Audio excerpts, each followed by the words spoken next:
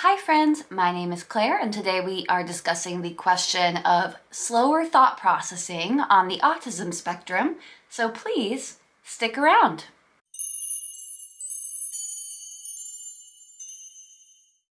Hi friends, my name is Claire and this is my channel, Woodshed Theory. Here I make content about what it's like to live as an adult on the autism spectrum and whatever else feels good to me. So if that sounds good to you, or if you're feeling particularly gracious today, I ask that you'll go ahead and please subscribe to my channel. Ring the bell. I almost forgot to mention that I put out videos 3 times a week. First things first, yes, my eyeliner is particularly long today.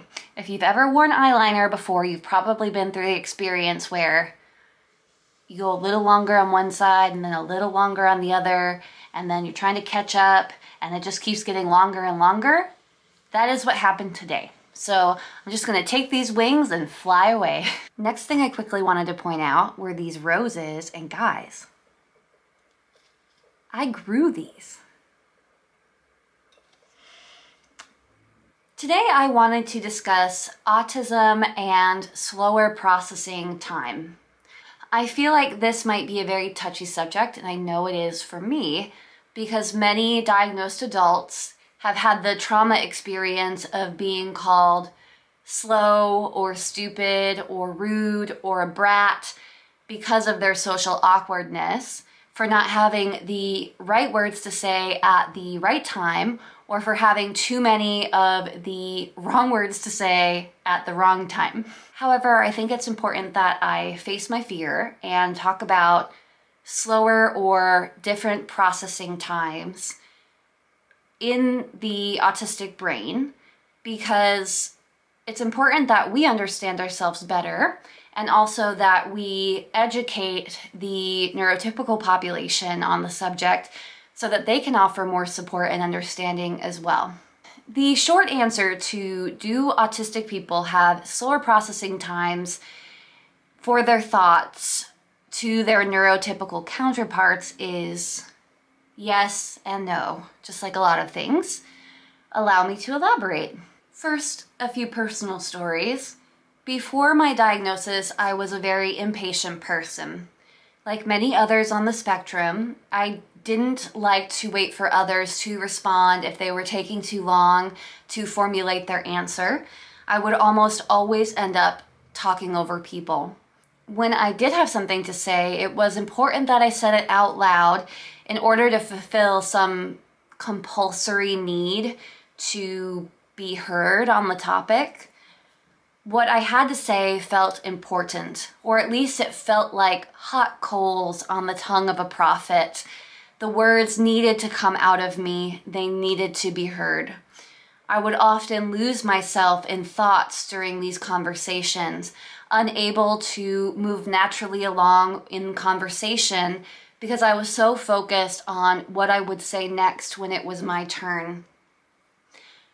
I would sometimes stop being able to hear the speaker over my own thoughts, trying to wait patiently as the words burned my tongue, not knowing when to express myself at the appropriate moment. And then when I did speak, it would often be over someone else speaking because I thought in my mind that they had come to a natural pause when they had not. I was somewhat aware that I struggled in this area, but I didn't know why. It made having to be in a group some sort of torture for me because I knew I would most likely offend someone or possibly say something rude to them. Worse, if I was just trying to be myself, I would make a terrible impression because I wasn't listening to those speaking around me.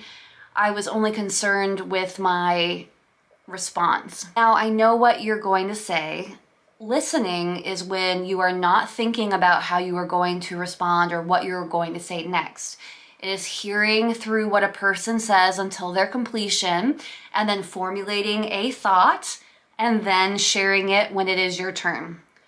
But gosh, this is so hard for people on the autism spectrum because we process things differently than neurotypicals do. I was recently thinking about something that happened to me while I was in grad school. I was walking back from a class with a male student in our program.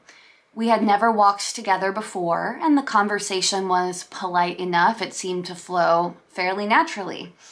When we finished our walk to student housing, he said that he was going to get a burger later and asked if I wanted to join him. Guys, I literally told this person that I was tired and I needed to go wash my hair and left. Bye-bye. Not even noticing that this was a guy asking me out on a date.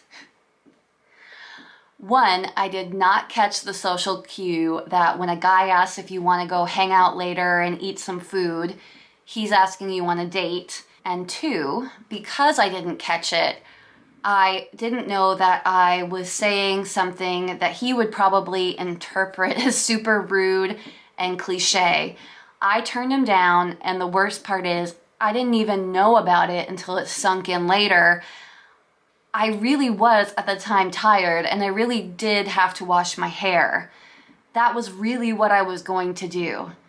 It wasn't until hours later that it even hit me that he had asked me out to dinner, and that me turning him down in the way that I did, saying I had to go wash my hair, probably led him to think that I was just giving a rude excuse and I didn't want to have dinner with him.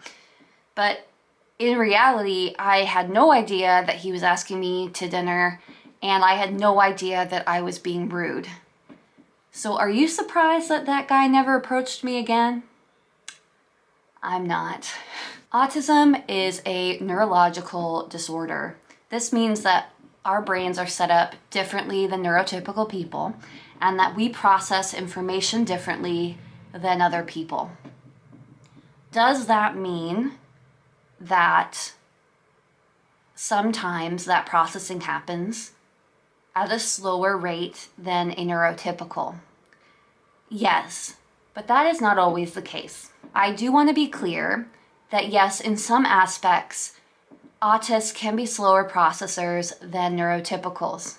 If you have ever wondered why your friend on the spectrum seems to interrupt or speak over you, it is because we are processing at a different speed than you are.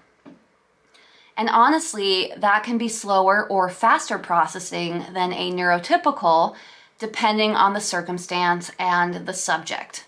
For example, if you were asking a neurodiverse person to draw something up about their special interest, to show data, they might be able to come at you with that information super quickly, and you would just be left in the dust, like, whoa, where did all that information come from? But if you were talking about feelings or human relationships or experiences and human emotions, it might take us a few extra moments to process what's going on and then speak, or it could take us hours before something fully sinks in and we're able to process. Could even take longer. Years, never. We might never be able to process what's going on.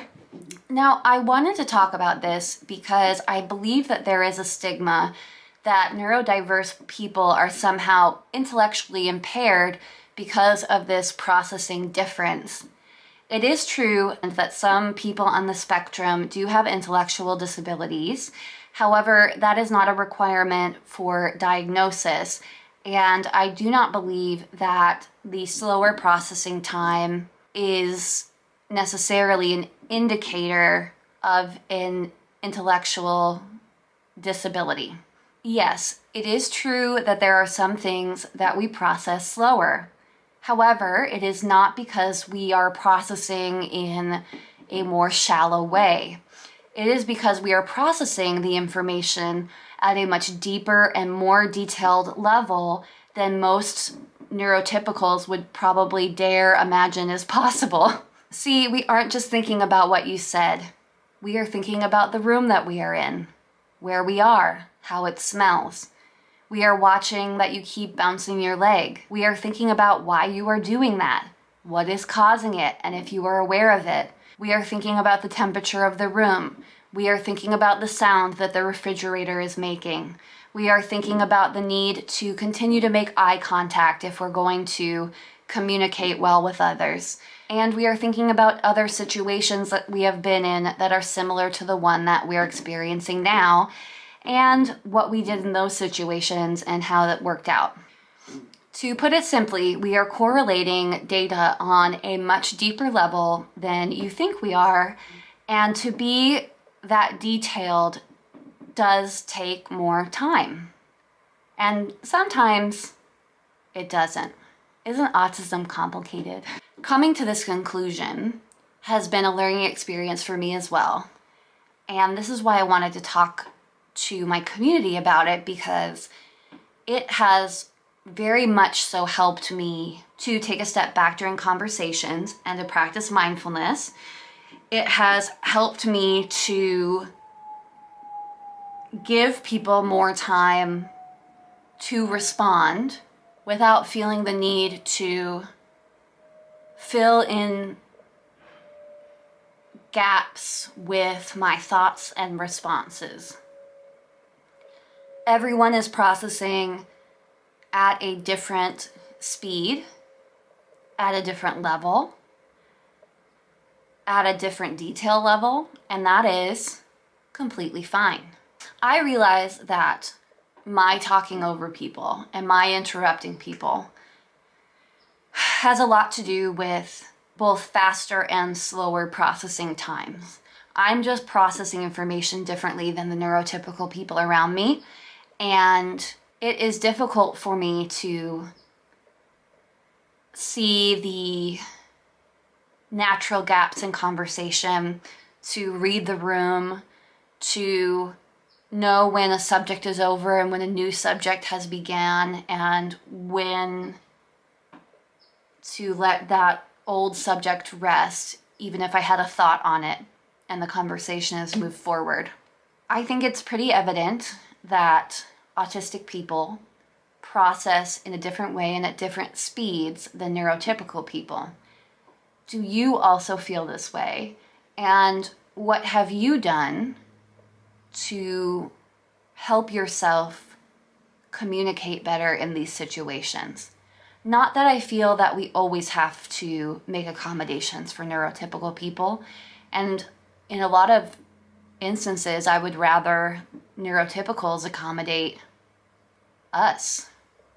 But yeah, I'd like to get your thoughts. It had never occurred to me that I was processing differently than other people before my diagnosis.